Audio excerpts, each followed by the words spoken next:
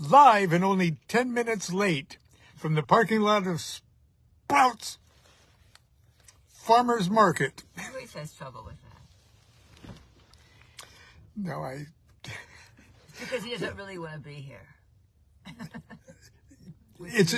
When you're 70, how old am I? When you're middle-aged. When you're middle-aged, it's good to be anywhere. So, let me start all over again. Let's see. Oh, it was with a smile. Live from the parking lot of Sprouts Farmers Market. Beard trim today. Beard trim today. Well, hello, we are only 10 minutes late. We got off to a pretty good start this morning, actually. It takes us longer to get ready because we have so many layers of clothing to put on. That's right. Add 5 minutes per layer. That's how we're computing this.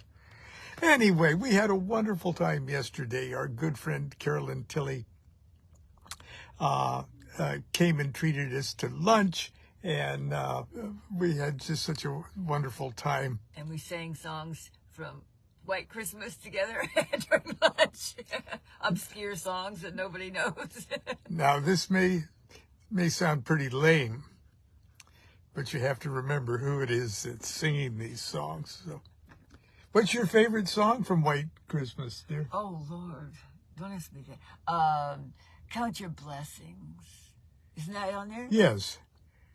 When I'm weary and I can't sleep, I count my blessings instead of sheep, and I fall asleep, drooling out of this corner of my mouth. Anyway, I don't think that's the words, so that's okay.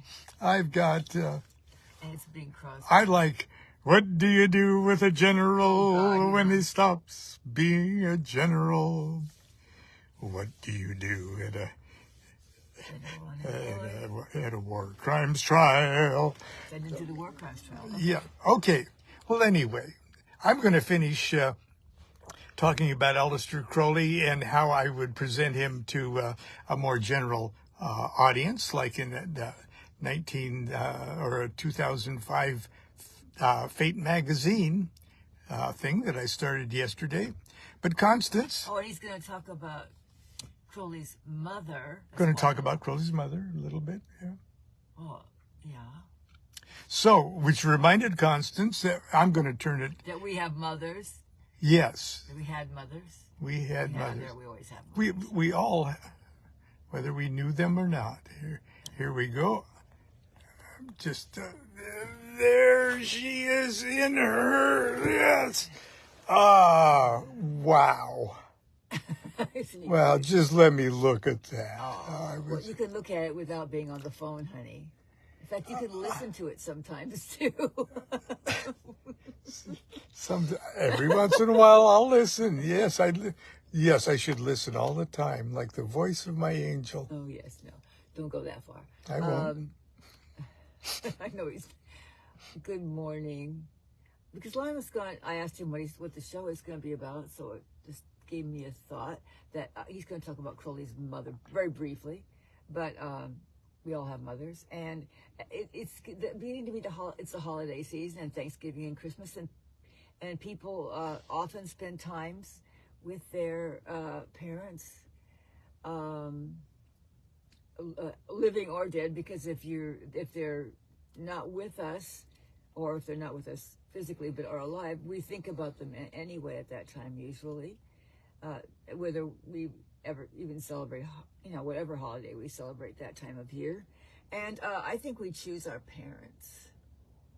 I do too. I don't think there's anything, and you think, oh God, that's a horrible thought. My parents either, were abusive or unattentive or not what I needed. Don't be so sure. Don't be so judgmental. Besides, what can you do to change it? May as well accept the. No, I think you choose your parents. Whether you. I don't really believe there's mistakes, and And but anyways, I would like to say I kind of wanted to talk about, oh God, it's hard, forgiveness, but not the kind of way you usually think about forgiveness, because usually you're upset about something that happened. Of course you are. You're upset about things. If you're hung up on not forgiving, it's because you're hung up on something that happened to you in the past. Right. And you're hanging on to. I hate to tell you this really gross truth, but we're not in the past anymore. We're in the present. Oh, don't be afraid. You mean there is no Dick Clark? I mean there is no past. Oh, okay. But so and this is to make peace on, and understanding is to, Anyway, I'm going to read you this quote from someplace about forgiveness, and then I'll talk about, to forgive is merely to remember only the loving thoughts you gave in the past and those that were given you. So if you're going to remember the past, do it that way. Besides, when you get older, I hate to say this, but that kind of happens. Yeah. It kind of happens. Unless it was something really terrible, and then you go the other way. But don't go the other way. You get to choose. That's the whole thing. You get to choose. Forgiveness is a selective remembering.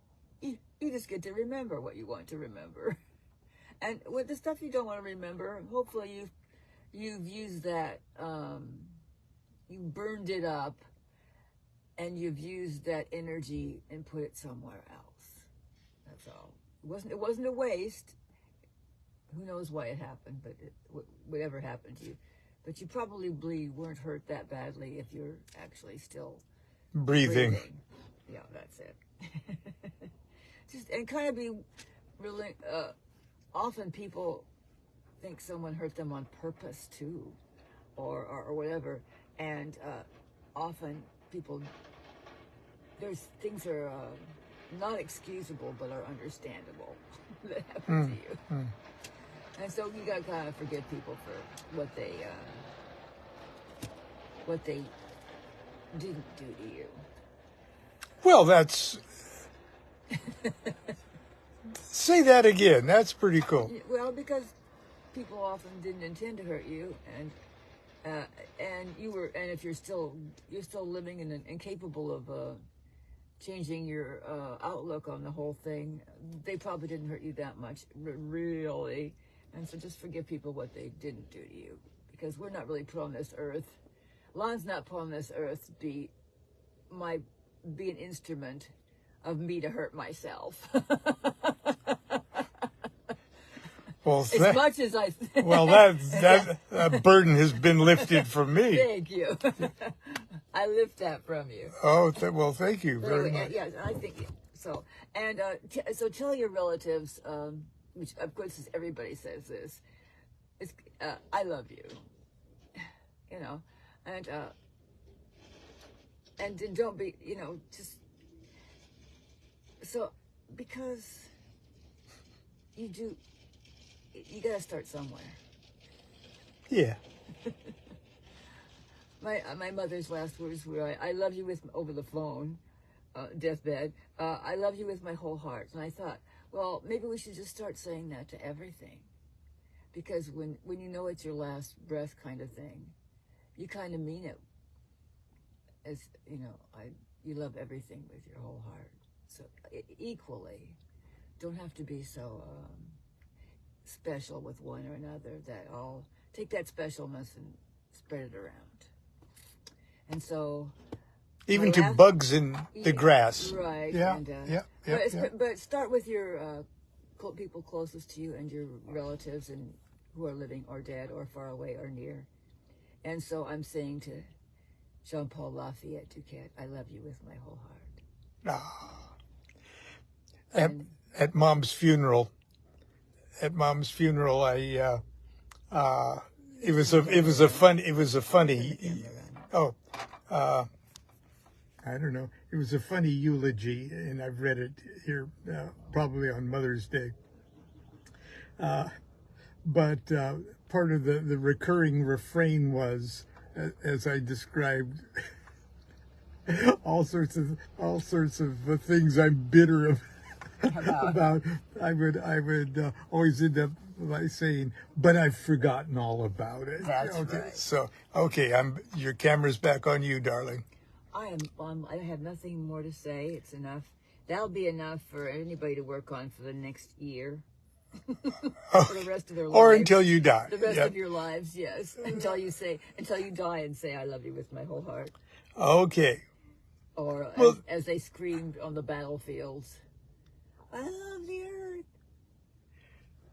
Never mind. Okay. All right, dear. Thank you. I'll Thank never you. forget that scene. That scene that I remember is in War and Peace. I think That is it at the end. yeah, where he gets a shell lands next to who is it? I don't know. Pierre or something. And he's blown into the air, and as his body is blowing up into the sky, and he's starting to come back down, he's saying, "I love the earth." There's just wow. Yeah. Okay. Well, I'll go in there feeling a little funny. I didn't know what I was going to say this morning, but All right. I'm okay. Well, anyway, it's I'm misty now. Turn it around. yeah, I'm misty too. Well, thank you, dear. Thank you, dear. Okay, I'm putting the phone. This is only the second show we've done with the new phone here. It's a chilly morning, and Talk about Crowley's mother. yeah, I'll talk about Crowley's mother. Yes. Okay, and before the sun starts coming through the window here. Anyway, this is the issue of Fate magazine, October 2005.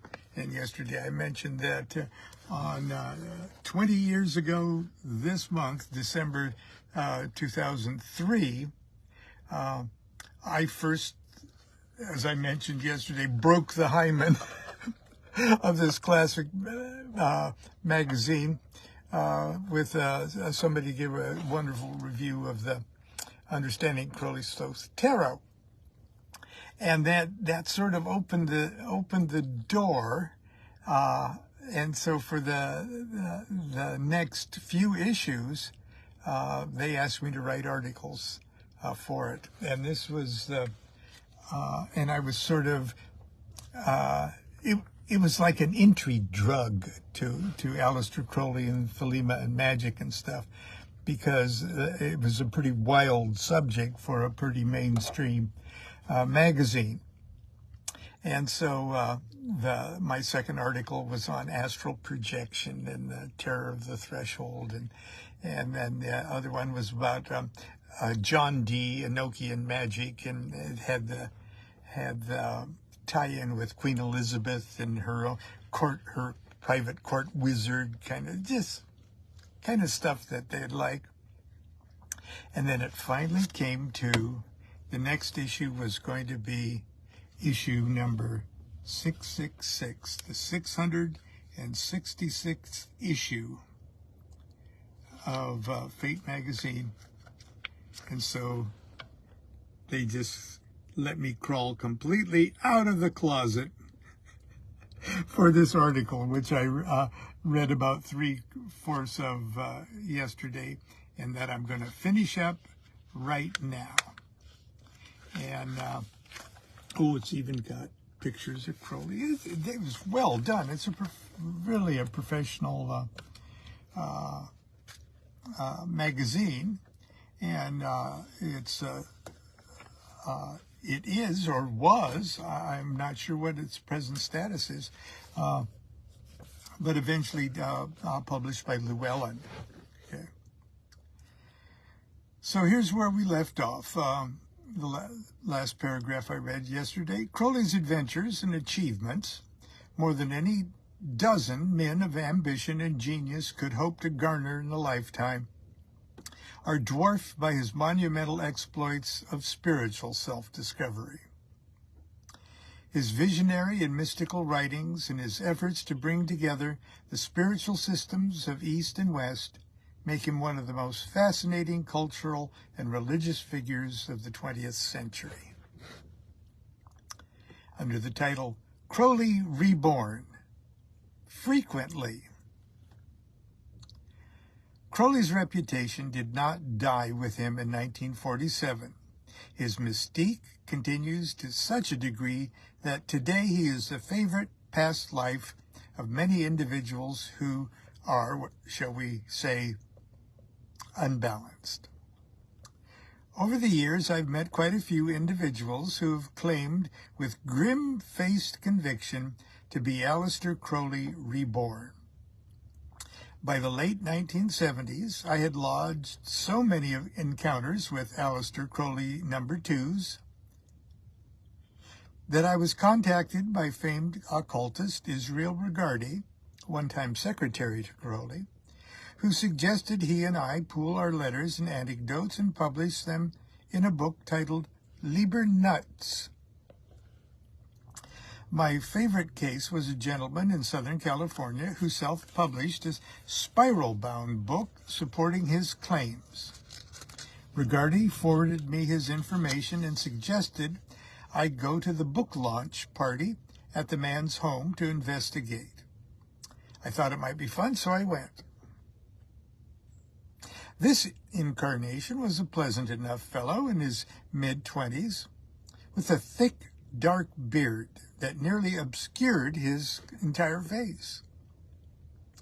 His book displayed his own photograph alongside one of Crowley taken in the late 20s. Crowley's photo, however, had been altered by the addition of a thick black beard drawn in crayon, which obscured his face so much that the images of the two men did indeed look very much alike. I resisted the temptation to comment that both pictures also look very much like Che Guevara. When I revealed that I was somewhat knowledgeable about the life of Aleister Crowley, the dear man became very excited. With poignant sincerity, he confessed, "I don't really have any memories of my life as Aleister Crowley, but if you'd be kind enough to tell me things about his life, I'm sure I'll be happy to remember." Youthful Rebel is the heading. Let's return to Crowley himself to try to see why he identified so passionately with the beast 666. Crowley's father was a lay preacher of the Plymouth Brethren, a fundamentalist Protestant sect. Now, I'm going to digress here just for a moment. That particular sect, under the general category of its prophet, if you will, Darby was the last name. I'm not sure what Darby's first name was. Darbyite. Okay, it was a tweak to classic hellfire and brimstone Calvinism, Protestant Calvinism, but it's a tweak about a terribly restrictive worldview that today we see as the evangelical movement. Okay, the evangelical movement that we know today with the actually is only 200 years old. It's not the biblical Christianity of anybody's kind of biblical Christianity. It was like this born-again, restrictive, literal interpretation of the Bible. More than that, literal acceptance of somebody else's literal interpretation of the Bible about Jesus is coming at any minute, and if you're not on board, you're doomed for eternity because you suffer from the curse of being born. Okay, it's crazy, it's insane when you hear it really described, but it is relatively new. It's not Protestant in the way a Martin Luther kind of way, although it was influenced a lot by Luther because he wasn't a Catholic, and of course all the Catholics were going to go to hell. Anyway, this was the forefront of that religious movement, the Plymouth Brethren, or the elect brethren, or the exclusive brethren. And that's what Crowley's father was a lay preacher in. Okay. And at the time, it was the exception. It was like an embarrassing little cult. And now it is world mainstream evangelical madness, or Christianity. But I digress. Crowley's father was a lay preacher of the Plymouth Brethren, a fundamentalist Protestant sect. His mother was also a devout, Crowley says fanatical, member of the church. Together they did their best to raise their son within the strict tenets of the faith. However, young Crowley was a mischievous and headstrong lad, and his mother equated his behavior to the rebelliousness of the devil himself. I'll digress again for a second. Now, I'm not Aleister Crowley. I'm not the reincarnation of Aleister Crowley, at least no more than you are, okay? But my mother repeatedly told me I was possessed with the devil, okay? Crowley and I have that much in common. Okay, let's see. Equated his behavior with the rebelliousness of the devil himself. In moments of aggravation, she called him the Beast 666. Now, my mother wasn't familiar enough with the Bible to know what Beast 666 was or where it appeared. She just says, "Oh, Lonnie, you're possessed with the devil." Oh, but as Constance reminded me, I've forgotten all about it, and I have forgiven her. He loved the idea of being the Beast 666. As he grew up, he delighted in identifying with the name and number as representative of all things joyously opposed to the spiritual, intellectual, emotional, and sexual restrictions that he believed enslaved the human soul. As a young man just beginning his study of Hebrew and Christian mysticism, Crowley discovered that the number 666, rather than being a number associated with evil, was especially sacred to the life-giving powers of the sun. It was identified with the heart chakra, or the psychic center in the human body. Incidentally, that's a level of consciousness associated with the Holy Guardian Angel. But I digress. It's also called, in other traditions, the Christ Center. To understand why 666 is a magical number of the sun, we must turn to the sacred teachings of the Hebrew Kabbalah, where it is taught that the sphere of the sun is the sixth emanation from the pure essence of God. To express this concept mathematically, something Kabbalists love to do,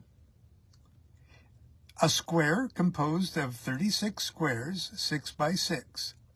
The numbers 1 through 36 are then arranged in a balanced way so that every row every column and the full diagonals enumerate to 111, and the sum of all 6 squares is 666. And the good folks at Fate Magazine actually printed the chimera of the sun there for me so I could demonstrate it.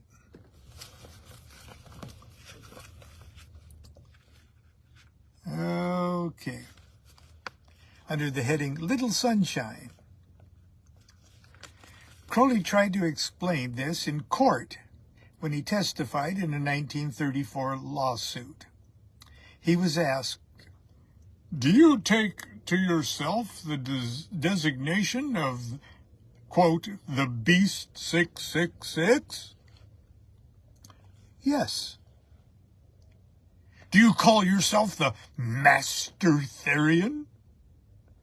Yes. What does Therian mean? Great Wild Beast. Do these titles convey a fair impression of your practice and outlook on life? It depends on what they mean. The Great Wild Beast and the Beast 66 are out of Apocalypse? It only means sunlight. 666 is the number of the sun. You can call me Little Sunshine." Unquote. Crowley believed that spiritual ages on earth are determined by humanity's evolving level of consciousness, and that around the turn of the 20th century we did indeed enter a new age. A new age naturally means the end of the world of the previous age. In Crowley's dramatic and colorful mind, the book of the Revelation of St. John the Divine proved the perfect narrative of this cosmic event. For Crowley, the Whore of Babylon, the Great Dragon, and the Beast 666 now represent perfectly wholesome spiritual characters who are instrumental in bringing about the birth of a new and eventually wonderful age. Of course, not everyone will appreciate Crowley's point of view or his admiration of the number 666. But in the 21st century is a kinder and gentle place for the memory of the wickedest man in the world. Even his native England, whose opinion of him in life was so terribly misguided, has now awakened to the fact that the man who called himself the Beast 666 was a national treasure. In 2002, the BBC conducted a poll of 30,000 Britons, asking them to vote for the person who was, in their opinion, the greatest Briton of all time. Named number 73 at the top of the 100, sandwiched between Henry V and Robert Bruce, stands the, quote, famous poet, author, and philosopher, Aleister Crowley, unquote. Wrong number is the heading. The number 666 is strange and wonderful. But what would happen if we were to discover that there had been some kind of a mistake, and that 666 was not the number St. John referred to in the 17th verse of the 13th chapter of his book? Would the nature of evil change? Would satanic rock bands have to change their tattoos? Maybe they'll have to. Recently, a 1,500-year-old papyrus manuscript was examined using new techniques to read the heretofore illegible script. The document is written in Greek and is the oldest known version of the Book of the Revelation. The tiny fragment confirms what many scholars and churchmen have long suspected. The text actually reads, "Here is wisdom. Let him that hath understanding count the number of the beast. For it is the number of a man, and his number is 616.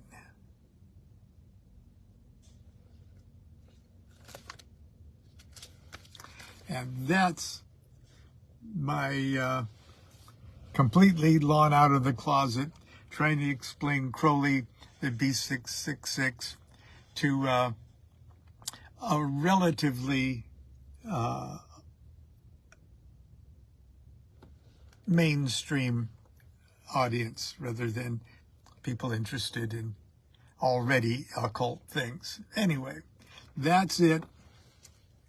And that's it for today. I hope my new phone worked okay this morning, too. This is only the second show that I've done from the parking lot on the new phone. But anyway, that's it for today. I hope to see you tomorrow. Actually, it's warmer in here. Maybe I'll do it. I'll do it in the car from home tomorrow, but we'll see. Do what thou wilt shall be the whole of the law. Love is the law. Love under will.